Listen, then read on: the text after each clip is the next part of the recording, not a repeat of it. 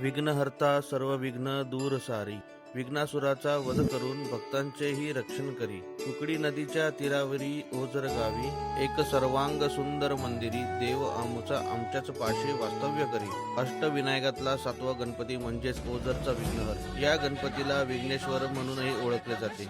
याच बाप्पाचं दर्शन आज आपण घ्यायला आलो आहोत. जुन्नर तालुक्यातील हे देवस्थान नारायणगाव पासून 8 किलोमीटर अंतरावर कुकडी नदीच्या काठी आहे. 1785 मध्ये बाजीराव पेशव्यांचे भाऊ चिमाजी अप्पा यांनी हे देऊळ बांधून या मंदिरावर सोन्याचा कळस चढविला.